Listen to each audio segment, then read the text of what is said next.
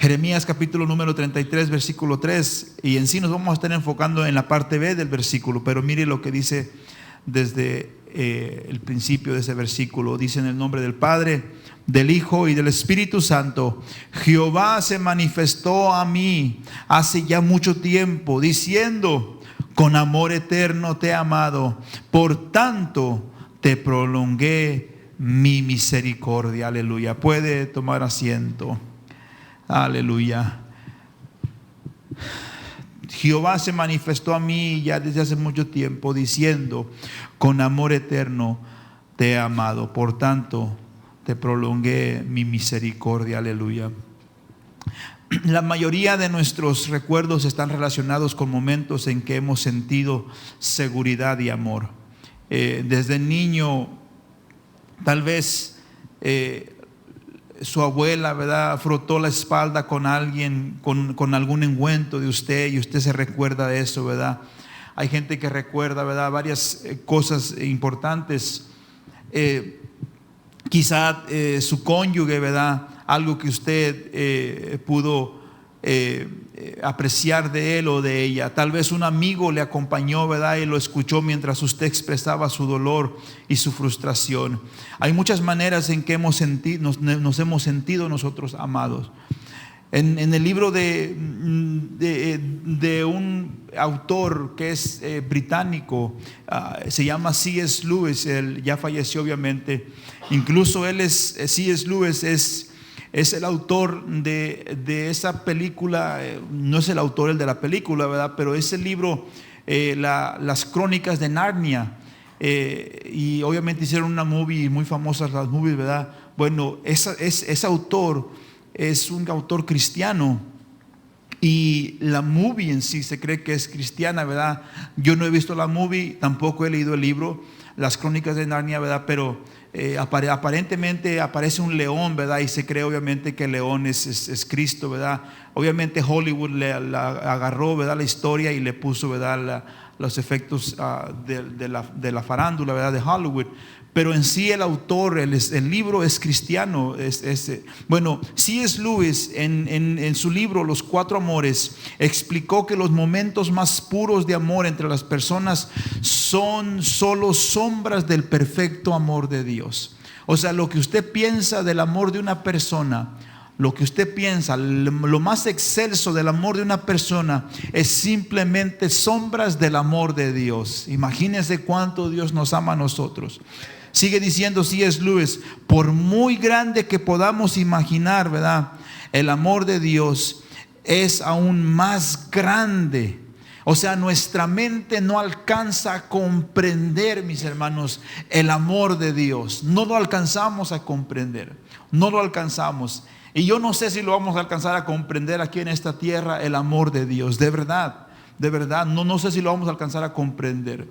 Porque mire, mucha gente el día de hoy incluso vivimos, y obviamente entiendo que es la cultura, ¿verdad?, que se está moviendo incluso en esta nación. Vivimos como que si Dios nos debiera a nosotros algo, como que si Dios a nosotros nos debiera algo, y como que nos sentimos nosotros con derecho de exigirle a Dios muchas veces, y nos olvidamos que si estamos nosotros aquí, si estamos nosotros de pie incluso, no es porque seamos buenos, mis hermanos, no es porque seamos los mejores, no es porque si nos quitamos nosotros la camisa, ¿verdad?, su vestido, usted, y se mira en el espejo, no es porque tenga alas y una aureola acá se la está escondiendo. Nada que ver, no somos angelitos.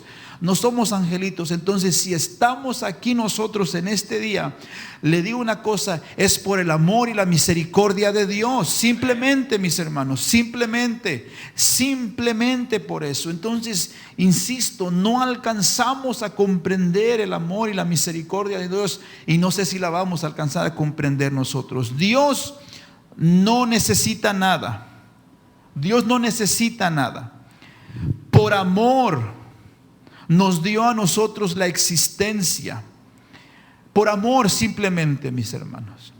Por amor Dios nos dio la existencia. Y entramos obviamente en unos temas teológicos, preguntas que a lo mejor ni alcanzaremos a comprender muchas veces, ¿verdad?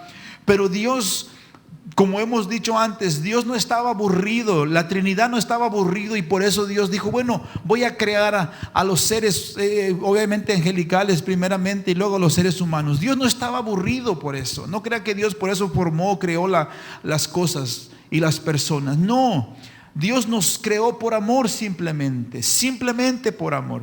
Y mucha gente entra en el tema de por qué entonces Dios nos creó con esos pasiones, con esos deseos, con esa voluntad propia de tomar decisiones. Y sabía usted que la explicación que mucha gente da en eso es, por ejemplo, un aparato, este artefacto, este piano no puede mostrar amor. Entonces, si Dios hubiera creado un robot, no puede mostrar amor a ese aparato Dios. Entonces la única manera que Dios puede mostrar amor a su creación es dándole libre albedrío, lo que es la voluntad propia. O sea, nosotros ahora tenemos la opción de tomar decisiones. No somos robots nosotros. Y la razón que Dios nos creó así es porque la única manera que nosotros pudiéramos experimentar o que ese sentimiento fuera recíproco, la única manera que fuera así es que Dios nos creara de la manera que nos creó, con la voluntad propia de tomar decisiones. Entonces ahora podemos experimentar nosotros el amor de Dios, podemos experimentar la paciencia de Dios, podemos experimentar la benignidad, la bondad de Dios. Un aparato, un artefacto no puede experimentar eso, solamente personas como usted y como yo. Entonces no nos creamos mucho la última Coca-Cola en el desierto. Dios nos creó por amor, para poder amarlas y perfeccionarlas en ese amor. Él crea el universo, ya preveyendo obviamente el zumbido de la nube, de las moscas alrededor de la cruz, que la humanidad iba a pecar. Pero Él obviamente ya tenía una respuesta, y es la muerte del sacrificio de nuestro Señor Jesucristo. Este es el diagrama del amor mismo, el inventor de todos los amores. Dios ahí expresa el amor excelente en la cruz. Junto a todo el juicio y la destrucción anunciados por los profetas menores, también hay un poderoso mensaje del fiel amor de Dios. Aunque su pueblo lo traicionó repetidamente, Dios no rompió su pacto con ellos. En cambio, los llamó una y otra vez a regresar a Él y completamente restaurarlos por su amor.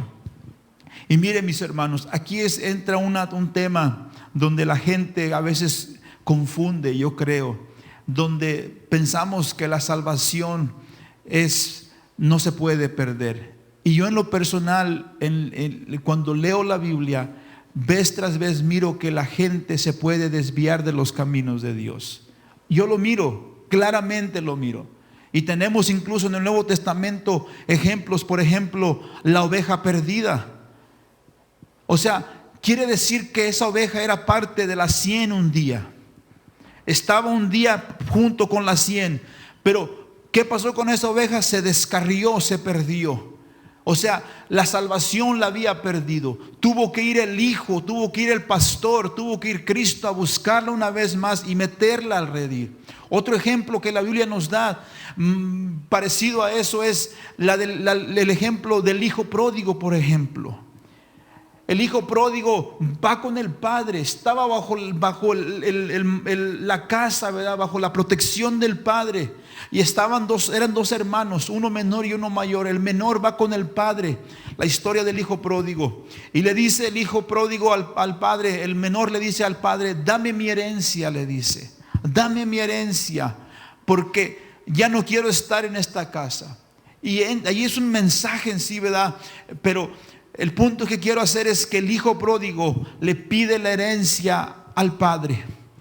Y el padre, pensaríamos nosotros, ¿por qué no es que le puso más requisitos al hijo para que no se fuera? ¿Por qué no es que no peleó con él para que no se fuera y se apartara? ¿Por qué es que el padre no argumentó más con él para que no se fuera de la casa? Y así muchas veces nosotros estamos en la iglesia y nos desviamos y como que nadie nos llamó, nadie hizo nada, como que si pareciera que Dios nos dejó ir de la casa. Y es que, insisto una vez más, para que el hijo pródigo pudiera experimentar el amor del Padre, tenía que él tomar sus propias decisiones. Nosotros no podemos experimentar el amor perfecto, el amor tenaz de Dios, si nosotros no tomamos nuestras propias decisiones. Si somos controlados por un microchip, por un aparato nosotros, entonces ya no somos nosotros tomando decisiones. Ya no vamos a poder experimentar el amor de Dios, el amor del Padre en este caso. Entonces el Padre no argumenta con el hijo, simplemente ¿sabe lo que hace? Empieza a colectar la herencia, empieza a colectar el dinero y le da todo lo que le pertenece al hijo menor, le da la parte de su herencia. El hijo se va de la casa, el hijo se va de la casa, y la Biblia dice que gastó toda la herencia. Imagínese, gastó todo el dinero, y no lo gastó en una manera sabia, lo gastó en cosas mundanas, lo gastó en mujeres, lo gastó en puros placeres carnales, lo gastó. Y la Biblia obviamente no nos dice con certeza, no miramos eso, pero lo que sí notamos, yo creo claramente, es que el padre nunca lo fue a buscar. Y ahí entra incluso algo como padres. Nosotros muchas veces queremos retener a nuestros hijos, que no se vayan, que no se vayan, que no se vayan. Insisto, ellos a final de cuentas van a tomar su decisión. Muchas veces queremos retener a nuestros hijos y eso es lo más sabio, pero va a llegar el momento que con nuestra aprobación, sin nuestra aprobación, si el hijo quiere, se va a ir. Y obviamente ahí tenemos una lección muy dura, pero necesitamos nosotros, incluso para nuestro propio bien, aprender eso, que hay veces que por amor tenemos que soltar a las personas. El Padre nos dio ese ejemplo, la compasión del Padre mostrada ahí. Mire lo que dice Oseas capítulo número 11, versículo 1 en adelante. Oseas capítulo número 11.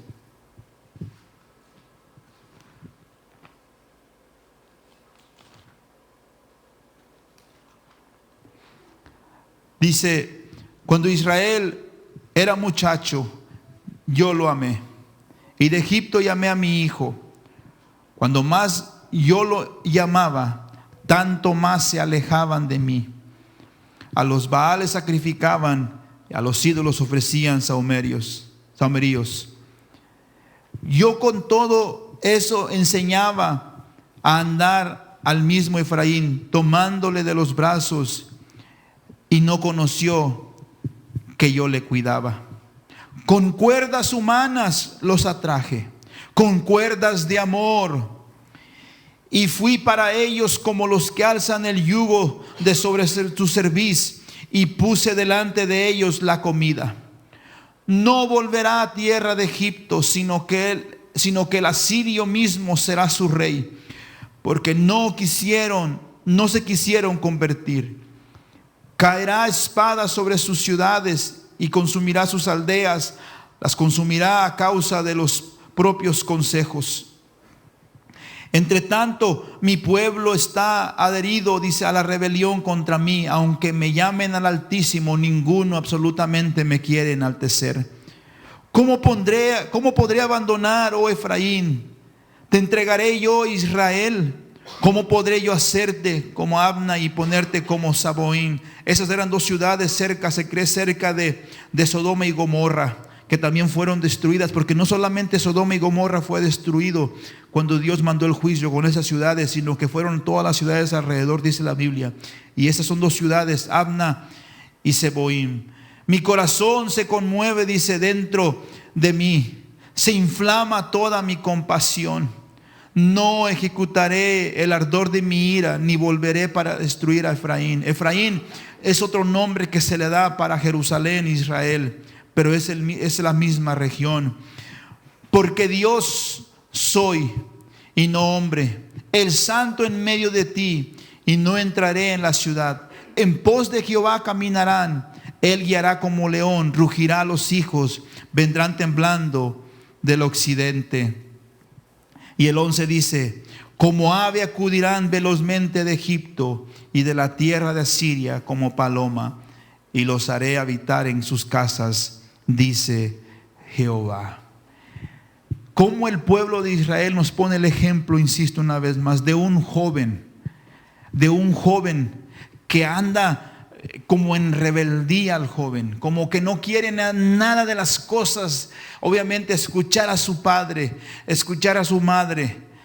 Y nos da el ejemplo, pero si notamos en el versículo 4, como que cambia y nos los pone como de un animalito, porque dice: con cuerdas humanas los atraje. Obviamente a una persona no se le van a poner cuerdas. Y luego dice: con cuerdas de amor, dice, y fui para ellos como los que alzan el yugo de sobre su cerviz, dice, y puse delante de ellos comida. Dios mostrando su amor, la forma del cuidado de Dios a Israel como un animalito amado, guiándolo dulcemente y quitándole los arneses para permitirle descansar y ser alimentado por su amo. En verdad Dios había liberado al pueblo del yugo de la esclavitud egipcia y había provisto para todas sus necesidades en el desierto. Pero Israel traicionó continuamente a Dios. En el versículo 5 nos deja ver las remembranzas y aborda el presente, considerando que el pueblo se negó a regresar a él, sino que regresó a Egipto una vez más. Y todos sabemos que el regresar a Egipto significa que regresamos al mundo una vez más. O sea, no quisimos nada de las cosas de Dios. No queremos nada de las cosas de Dios, entonces nos regresamos a Egipto, que simbólicamente es las cosas del mundo una vez más. En el sentido de que nuevamente serían esclavizados, esta vez por los asirios, obviamente, debido a la falta de reverencia y amor de Israel por Dios. Iba a venir sobre ellos juicio. Pero Dios, lleno de compasión, termina como leímos allí en el 11: como ave acudirán velozmente de Egipto, dice, y de la tierra de Asiria como paloma. Y termina el versículo 11: y les haré habitar en sus casas, dice Jehová. Oseas 11 describe a los israelitas arrepentidos como paloma. No los describe como cuervos, sino como palomas, un animalito incluso símbolo de paz, de tranquilidad. Así ya los describe a los israelitas. Regresaron una vez más a Dios como paloma. Cuando se acercan a Dios después de su exilio, porque Dios los lleva por los asirios, vienen y los invaden y los lleva a sus ciudades. Y cuando regresan después de los 70 años, ahora regresan como paloma, viendo y el amor de Dios manifestado en ellos. Cuando se acercan a Dios después del exilio, esta señal de humildad y penitencia era muy parecida a la del hijo pródigo. El hijo pródigo, comiendo básicamente la comida de los cerdos, le da una palabra que como que reaccionó, dice: ¡ay! O sea, como que reaccionó el hijo pródigo y dice: en la casa de mi padre, dice, aún, dice, hasta el jornalero más de abajo, el que tiene la posición más abajo, dice, es mayor que yo. Reaccionó el hijo pródigo. Y mis hermanos, mi oración es que cuando estemos en lo más bajo del pecado, obviamente Dios no lo permita que un día nos apartemos, jamás permite a Dios eso. Pero qué precioso es cuando la persona reacciona y se levanta del pecado y dice: ¡ay! He pecado contra Dios. El hijo pródigo dijo: ya no soy digno de ser llamado su hijo. O sea, después de haber pecado y derrochado todo el dinero, él no vino con ese orgullo, con esa altivez, sino que dijo: ya no soy digno de ser su hijo. Por lo cual fue la respuesta del padre. ¿Qué dijo el padre? Ahora, dije yo ahorita que miramos que el padre nunca fue a buscar al hijo. Y eso lo notamos porque la Biblia no nos lo dice. Pero si algo notamos es que el padre estaba atento al camino porque estaba esperanzado que el hijo iba a volver. Porque la Biblia dice que le miró. O sea, estaba él esperando al hijo. Él estaba esperando al hijo. Entonces, mis hermanos, cuando el padre miró al hijo, salió y recibió al hijo. Y antes de que el hijo pudiera decir incluso todo, el padre le dice: sacad el mejor vestido y vestirle. Comamos y hagamos fiesta, porque mi hijo muerto era y ha revivido. Se había perdido y ahora es encontrado o es hallado. El que andaba descarriado, ahora una vez más ha vuelto a la casa. Cuando volvemos humildemente a nuestro Padre Celestial, no importa cuánto tiempo hayamos estado fuera o cuán lejos hayamos vagado, recibiremos la misma amorosa bienvenida de Dios. La vamos a recibir. Vamos a recibir esa bienvenida de Dios. Y como hemos dicho, obviamente el pecado trae consecuencias, pero no quiere decir que por las consecuencias que traiga el pecado, no quiere decir que Dios no nos restaure y no nos ame. Nada que ver eso, mis hermanos. Dios nos ama de una manera tan grande y Él espera que nosotros regresemos a Él. Entonces mi consejo es que no importa qué tan apartado usted esté de las cosas de Dios, si un día llega a pasar, insisto, ojalá que no, pero nunca se olvide que no importa qué tan bajo esté la persona, no importa qué tan bajo haya caído, ahí Dios puede rescatar y levantar una vez más por su amor y su misericordia a la persona. Nunca se me olvida el testimonio de un pastor de México, Abraham, no recuerdo cómo se apellida, Abraham, es muy conocido él. El testimonio del anillo, usted lo puede buscar incluso en Facebook. El testimonio del anillo, donde dice que lo invitan y a lo mejor le corto el testimonio porque ya tiene mucho que no lo escucho, pero lo puede escuchar, está tremendo. Lo invitan a predicar a este pastor a una iglesia y antes, semanas o meses, no sé cuándo, le regalan un anillo muy, muy caro a este pastor. Y obviamente lo anda presumiendo, ¿verdad? Él, pues muy caro el anillo. Y lo invitan a predicar a una iglesia y llega a la iglesia. Y cuando llega a la iglesia, miran a un pordiosero, a un homeless, sucio, harapiento. Y de una manera u otra, no recuerdo bien todo, pero pasa este joven pordiosero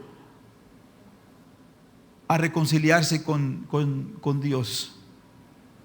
Y Dios le dice al pastor Abraham: regálale el anillo. Y él no quería regalarle el anillo, obviamente, porque pues era el anillo que costaba caro.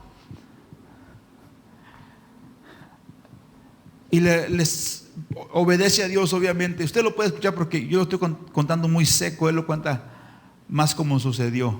Le puede poner el testimonio del anillo el pastor Abraham. Pero cuando le puso el anillo, el joven empezó a llorar, todo barbón, ¿verdad? Todo sucio. Empezó a llorar y empezó a llorar. Toda la congregación empezó a llorar también. El pastor no entendía por qué. No sabía por qué. Y no recuerdo si un pastor que estaba acá en el púlpito, acá arriba, también empezó a llorar muy fuerte. Y alguien le dijo: ese joven que está ahí, que usted está ministrando, dice, un día ese joven Dios lo usaba tremendo en la alabanza. Un día ese joven Dios lo usaba grandemente en la alabanza. Lo usaba hasta parece que predicando, no sé qué más, pero Dios lo usaba grandemente. Y porque Dios lo usaba grandemente y era muy reconocido en la ciudad ese joven, una bruja se puso en meta que lo iba a hacer caer. Al punto que lo empezó a acosar y acosar y acosar, y usted sabe lo que pasó. El joven cayó y se apartó de las cosas de Dios. Y dice, y ese joven es el hijo de ese pastor, dice. Y toda la congregación obviamente lo sabía. Y no recuerdo bien, pero algo que como que el joven pensaba que ya para él no había salvación. Ya no había salvación. Pero mis hermanos, una vez más insisto, cuando el hijo pródigo se arrepiente, todavía hay salvación. Todavía hay salvación. Dios nos ama tenazmente, con un amor tan grande, con un amor tan fuerte, con un amor que nos presiona. Y no importa, insisto, qué tan bajo la persona haya caído, allí Dios todavía alcanza su misericordia y su amor en esa persona. Dios nos dice que nos volvamos nosotros a Él, simplemente eso. Nos volvamos a Él. En nuestras fallas, en lo que nosotros hayamos hecho, en nuestro pecado, que nos volvamos a Él y que Él puede restaurar nuestras vidas. Miren lo que dice Zacarías 1 al 6. Zacarías 1 al 6.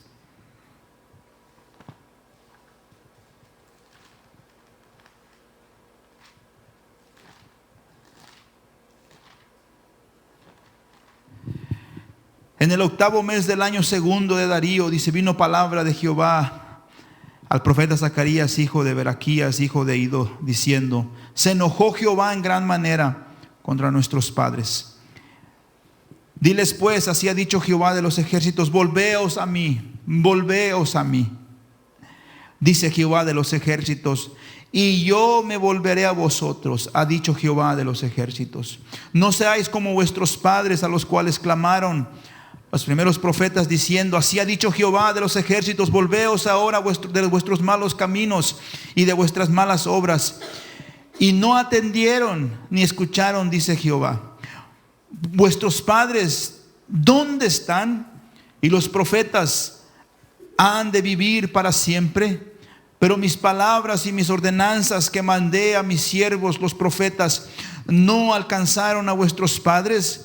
Por eso volvieron ellos y dijeron, como Jehová de los ejércitos pensó tratarnos conforme a nuestros caminos y conforme a nuestras obras, así lo hizo con nosotros. La mayoría de los eruditos creen que Zacarías 1:6 indica que el pueblo de hecho sí se arrepintió y sirvió a Dios, porque entendamos que Zacarías es uno de los profetas después de cuando el pueblo regresa.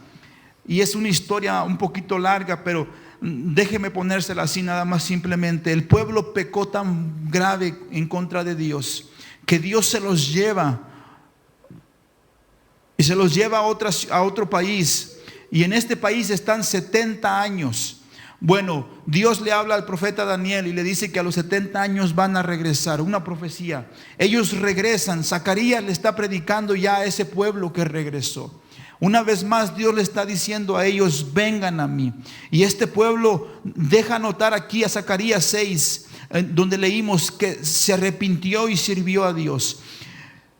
Esto explica sus renovados esfuerzos por reconstruir el templo aún poco después. Como Dios les dice que reconstruyan el templo y les dice que no van a hacer en sus fuerzas, sino con su Santo Espíritu que iban a reconstruir el templo una vez más. Al igual que los israelitas, también se nos ha dado modelos de fertilidad espiritual y de fracaso espiritual que se extienden desde el día de hoy hasta el huerto del Edén. Mientras seguimos a Jesús hoy, deberíamos aprender de los buenos y de los malos ejemplos en todas las personas. Yo siempre digo que hay dos maneras que se puede aprender. O pasamos nosotros por esa cosa, o miramos el ejemplo de alguien más pasar. La gente dice, es que tengo que experimentar. No, no tenemos que experimentar. Podemos ver los fracasos de alguien más. Podemos ver los fracasos de alguien más. Entonces Dios nos manda aquí y nos dice, le dice al pueblo de Israel, como tus padres, ¿dónde están ahorita ellos? Y esa es una manera para nosotros decirnos que pongamos atención a otra gente, cómo otra gente está cayendo en pecado y es de ejemplo para nosotros para apartarnos de eso y alejarnos de eso. Convertíos a mí, dice Dios. Mire lo que dice Joel 2, y vamos a terminar con esa porción de Joel 2. Obviamente vamos a leer hasta el 27, pero Joel 2,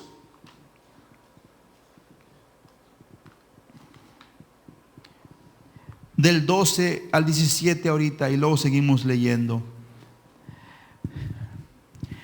Por eso pues ahora, dice Jehová, convertíos a mí con todo vuestro corazón, con ayuno y lloro y lamento. Rasgad vuestro corazón y no vuestros vestidos, y convertíos a Jehová vuestro Dios, porque misericordioso es y clemente, tardo para la ira y grande en misericordia, y que se duele del castigo. ¿A poco usted esas palabras no le enternecen de parte de Dios? O sea, Dios no se agrada del castigo. Dios no se agrada del castigo, mis hermanos. Pero lo hace obviamente por amor, para que nosotros nos volvamos una vez más a Él. Yo sé que se usa mucho ese ejemplo de los hijos, que los hijos dicen, pues si me amas, ¿por qué me golpeas? ¿O por qué me pegas? ¿O por qué me regañas? Precisamente por eso. Precisamente por eso. Precisamente por eso uno le da consejos a los hijos, porque no queremos que se vayan por el camino equivocado. Aún, mis hermanos, mire, el que nosotros permitamos que nuestros hijos hagan lo que ellos quieren, eso es falta de amor. Falta de amor. Pero qué precioso es nuestro Dios, que dice, tardo para la ira y grande en misericordia, que se duele del castigo. Que se duele del castigo. Sigue diciendo, ¿quién sabe si volverá y se arrepentirá y dejará bendición tras de él? Esto es ofrenda y libación para Jehová vuestro Dios. Tocad trompeta en Sión, proclamad ayuno, convocad asamblea, reunir al pueblo, santificar la reunión, juntar a los ancianos, congregar a los niños y a los que maman. Salga de su cámara el novio y de su tálamo la novia. Ahora, este versículo, este capítulo 2, fíjese, es algo precioso, porque todavía yo pienso que todavía no entendemos este capítulo 2 de Joel. Pero este es un versículo que nosotros lo usamos bastante en nuestros días. Más adelante, este capítulo, perdón, vamos a mirar más adelante. Entonces, quiero que entendamos cómo Dios le está diciendo al pueblo que se reúnan todos, que se reúnan los niños, que se reúnan los jóvenes, que se reúnan los adultos, que se reúnan los ancianos. Está diciendo Dios que vengan, volveos a mí, dice Dios, convertíos a mí, dice Dios. Dice el 7, entre la entrada y el altar lloren los sacerdotes, ministros de Jehová, y digan, perdona, oh Jehová, a tu pueblo, y no entregues el oprobio tu heredad, para que las naciones se enseñoreen de ella. ¿Por qué han de decir entre los pueblos, ¿dónde está su Dios? ¿Dónde está su Dios? Joel es uno de los profetas más difíciles de ubicar en el tiempo específico. No se sabe exactamente cuándo profetizó con certeza, pero lo que sí podemos ver es que él está llamando al pueblo a reunirse y arrepentirse. Dice, rasgad vuestro corazón y no nuestras vestiduras. En el tiempo bíblico, la manera que alguien mostraba arrepentimiento era, se rasgaba la ropa, mostraba como que se anduviera todo rasgado, y luego dice la Biblia que se sentaban en el suelo y se echaban tierra en la cabeza, y se echaban tierra. Y a la gente, al mirarlos así todos sucios, todos desgarrados, ya era una manera de arrepentimiento visual a la gente. Bueno, Dios ahora aquí les dice a ellos, no se rasguen las vestiduras, no se rasguen, ahora rásguense en su corazón, que haya un arrepentimiento genuino de su corazón. Es la manera que Dios nos dice a nosotros, que mostremos nosotros nuestro arrepentimiento del corazón. Joel suplicó al pueblo que recordara la naturaleza de Dios, revelada a lo largo del Antiguo Testamento. Misericordioso es y clemente, tardo para la ira y grande en misericordia, que se duele del castigo. El versículo 14 muestra que aunque Dios es inmutable, puede alterar sus decisiones. Y eso lo vemos muchas veces, mis hermanos. Les soy sincero, yo no lo entiendo del todo, pero vemos claramente que Dios cambia, y no es porque Dios cambie, pero cuando un pueblo se une a orar o una persona llegue arrepentida del pecado, como decíamos, este es el principio. Dios castiga el pecado, decíamos. Dios está el castigo, pero vemos que hay excepciones donde Dios tiene misericordia. Y no es de que Dios obviamente cambie o mutue, no lo entendemos, pero Dios así lo hace. Incluso con Sodoma y Gomorra vemos claramente cuando empieza a platicar con Abraham. ¿Qué le dice Abraham? Si hubiera 50. Y Dios dice, si hubiera 50, yo no voy a destruir a Sodoma y Gomorra. Señor, disculpe, ya empecé a hablar contigo, le dice Abraham. Si hubiera 40, si hubiera 30, si hubiera 20, si hubiera 10. ¿Y sabe qué le dice Dios? Si hubiera 10, dice, yo no voy a destruir a Sodoma y a Gomorra. O sea, Dios como que diciendo, me voy a arrepentir de lo que ya dije que voy a hacer, y es destruir a Sodoma y Gomorra. Así vemos nosotros a nuestro Dios. Cuando Dios se enojó con el pueblo de Israel porque habían pecado y habían criticado a Dios y a Moisés. ¿Qué le dice Dios? Quítate, apártate delante de este pueblo, porque este pueblo no me quiere servir. ¿Y qué dice Dios? Te voy a levantar a ti, dice, te voy a levantar a ti un pueblo nuevo, le dice. ¿Y qué le dice Moisés? Señor, arrepiéntete de eso, dice, porque ¿qué van a decir las naciones? ¿Y qué sabe qué pasó? Dios se arrepintió de lo que había dicho. Insisto, no entiendo yo esas cosas, por qué lo hace Dios, pero Dios en su misericordia así lo hace, mis hermanos. Entonces, insisto, cuando se trata de la persona que esté más alejada y más arrepentida, oremos por la misericordia de Dios, que se muestre y que se arrepienta del juicio. Y no estoy hablando de una manera de arrepentirse como nosotros nos arrepentimos, pero que cambie Dios su juicio con esa persona. Dios mostró su amor. En otras ocasiones Él lleva a cabo su juicio previsto y no lo entendemos, porque así lo hace Dios, lo lleva y lo pone y lo lleva a cabo. En caso que Dios decidiera ceder esta vez, Joel llamó al pueblo de Jerusalén a reunirse y arrepentirse. Nuestro trabajo no es cuestionar la decisión de Dios. Incluso el sermón del domingo es algo que vamos a hablar de eso. Nosotros no podemos cuestionar la decisión de Dios o cómo se sucedieron las cosas. El cómo le pertenece a Dios. Nosotros simplemente caminamos este camino por fe. Por fe. Entonces, en cuestión del juicio, en cuestión de eso, mis hermanos, nosotros simplemente oramos, intercedemos y dejamos a Dios la decisión. Y Él sabe por qué hizo eso. Nosotros descansamos y caminamos por fe. Joel reunió al pueblo, como dijimos, reunió a los adultos, reunió a los niños, reunió a los ancianos, reunió a los jóvenes y les dijo, vengan y arrepiéntense de su pecado. El arrepentimiento en este pasaje del capítulo 12 que leímos se basa en una comprensión renovada del carácter de Dios, porque Dios es misericordioso y compasivo. Conviértanse a Él, porque Dios es paciente y lleno de amor, inagotable. Regrésense a Él, mis hermanos, regrésense a Él. Todavía hoy nos sentimos atraídos al arrepentimiento cuando reflexionamos sobre el amor y la bondad de Dios. Pablo lo explicó de esta manera en su carta de los Romanos. ¿No ves que la bondad de Dios es para guiarte a que te arrepientas y abandones tu pecado? Sigue diciendo Joel en el 18 en adelante, dice: y Jehová solicitó por su tierra, perdonará a su pueblo. El 19 dice: responderá Jehová y dirá a su pueblo: he aquí, yo os envío pan, mosto. Mosto básicamente lo que es jugo de uva antes de fermentarse, y aceite. Y seréis saciados de ellos, y nunca más os pondré en oprobio entre las naciones. Y haré alejar de vosotros al del norte, y los echaré en tierra seca y desierta. Su faz será hacia el mar oriental, y su fin al mar occidental. Y exhalará, dice, su hedor, dice, y subirá su pudrición, porque hizo grandes cosas. Tierra, no temas, alégrate y gózate, porque Jehová hará grandes cosas. Aleluya.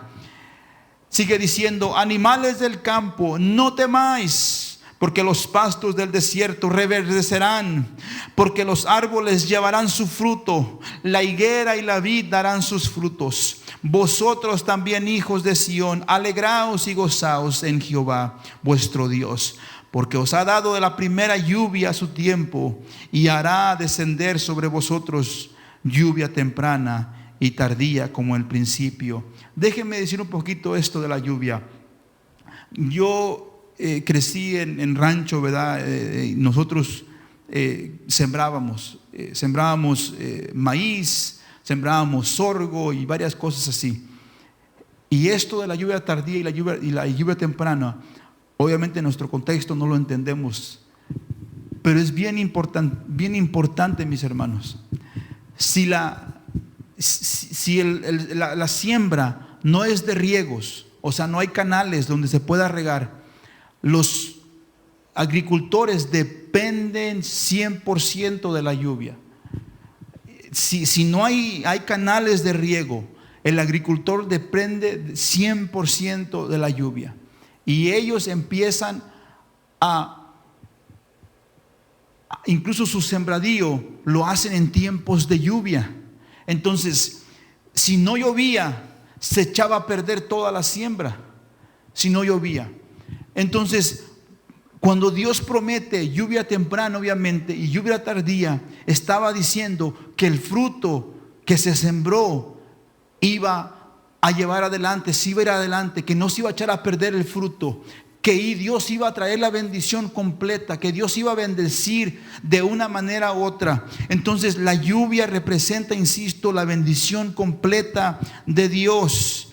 Sigue diciendo, dice: las eras se llenarán de trigo, como decíamos, porque si no hay lluvia tardía, se seca el trigo y no hay fruto, dice. Pero aquí ya vemos que sí hay fruto, y los lagares rebosarán de vino y de aceite. Y os restituiré, dice, los años que comió la oruga, el saltón y el revoltón y la langosta, mi gran ejército que envié a vosotros. Comeréis hasta saciaros, dice, y alabaréis el nombre de Jehová vuestro Dios, el cual hizo maravillas con vosotros, y nunca jamás será mi pueblo avergonzado. Y conoceréis que en medio de Israel estoy yo, y que yo soy Jehová vuestro Dios, no hay otro, y mi pueblo nunca jamás será avergonzado. Y mire lo que dice el 28. Por eso le decía que es un versículo muy conocido. Y después de esto, derramaré de mi espíritu sobre toda carne, y profetizarán vuestros hijos y vuestras hijas, vuestros ancianos soñarán sueños, y vuestros jóvenes verán visiones. Y sí, dice el 29, y también sobre los siervos y sobre las siervas derramaré mi espíritu en aquellos días. La promesa del Espíritu Santo que Joel profetizó, ¿sabe cómo empezó? Empezó con un arrepentimiento, empezó con el pueblo reconociendo su pecado. Pero lo importante que vemos que Joel hace, importantísimo, es que reúne a todos. Joel no deja a nadie en afuera. Dice: reúnanse los ancianos, como miramos, reúnanse los adultos, los jóvenes, los esclavos, todos, arrepiéntanse delante de Dios. Y cuando un pueblo se arrepiente, dice Joel, entonces voy a derramar de mi espíritu sobre esta gente. Mis hermanos, Dios la tierra la volverá a ser fructífera una vez más cuando nosotros nos volvamos a Él. Dios hará lo imposible con nuestras vidas. El fiel amor de Dios debería hacer que nosotros también nos regocijemos. Si tendremos problemas en el mundo, obviamente tendremos aflicciones. Si algo Cristo lo prometió es eso: en el mundo tendréis aflicciones, pero bien dice Él, confiad, yo he vencido. A veces debido a nuestro pecado y otras veces simplemente porque el mundo está herido, pero en el momento justo Dios arreglará todas las cosas nuevamente. Por la noche durará el lloro, pero por la mañana vendrá la alegría, dice el salmista. Aleluya. Si continuamos leyendo Joel 2 como leímos, está la promesa del Espíritu Santo para nosotros. Dios va a derramar sobre su espíritu. Cuando nosotros nos arrepentimos de corazón, viene su espíritu y nos llena, viene su espíritu y nos fortalece y nos da las fuerzas de seguir adelante. Pero nunca, mis hermanos, nunca nosotros miremos a Dios como un ogro, como aquel que nada más está sentado en su trono para traer juicio. No, al contrario, Dios siempre va a mostrar su amor y su misericordia para nosotros cuando nosotros nos arrepentimos. Dios siempre lo va a hacer. Va a mostrar su misericordia y su amor para con nosotros. Escuchaba algo en estos días, un short que me salió, y no sé por qué me salió de él, ¿verdad? Pero era del pastor Cash Luna y lo menciono porque obviamente por si usted lo mira. Pero era alguien más dando un testimonio en su iglesia del pastor. Y no recuerdo bien las palabras de esta persona, pero decía él, ¿cómo es que me voy a enojar o algo así contra aquel que mostró mi amor? ¿Cómo es que me voy a pelear contra aquel? ¿O me voy a enojar contra aquel que solamente lo único que hace es mostrar mi amor?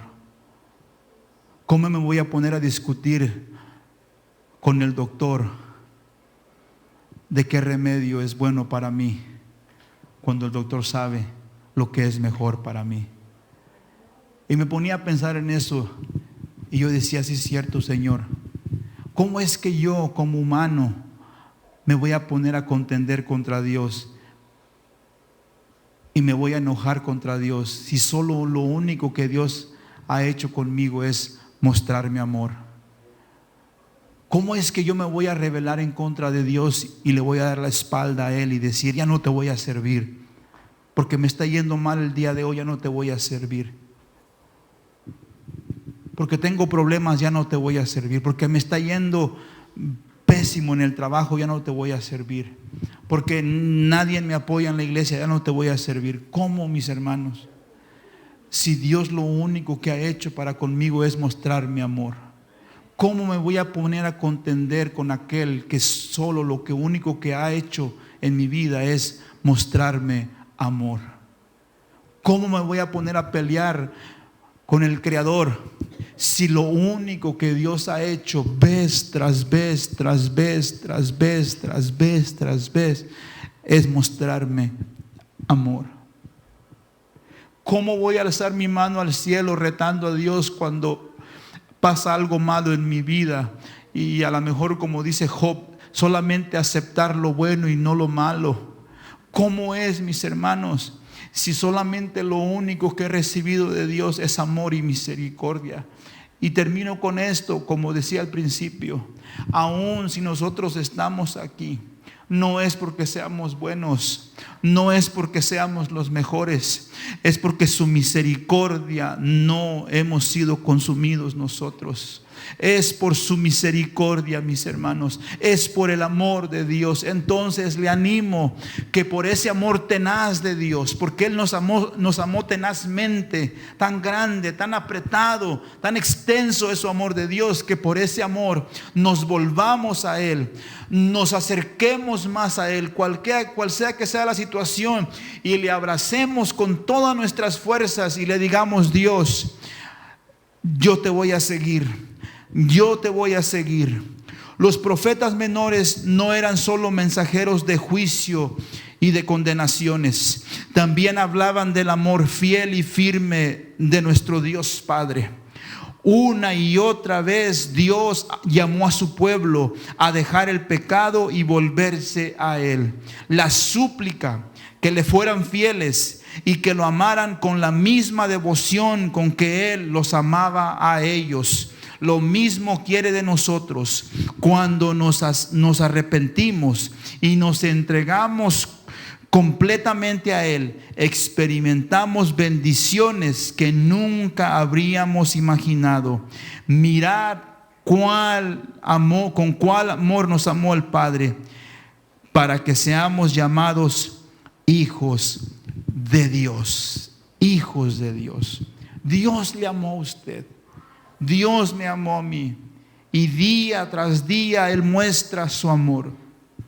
Y como le decía el domingo o el miércoles pasado, de este testimonio de esta joven, y le decía: si Dios te habla es porque todavía te ama. Aún en eso muestra Dios su misericordia. Nunca dudemos del amor de Dios. Como decíamos al principio, si alguien nos ama con un amor tan grande que ni podemos comprender, ese es Dios, es su Padre, es mi Padre. ¿Qué le parece si nos ponemos de pie y le decimos a Dios: gracias por ese amor tan grande? Gracias por ese amor tan grande. Dios mostró su amor para con usted y conmigo, mis hermanos. Y día a día podemos nosotros decirle: Señor, gracias por ese amor.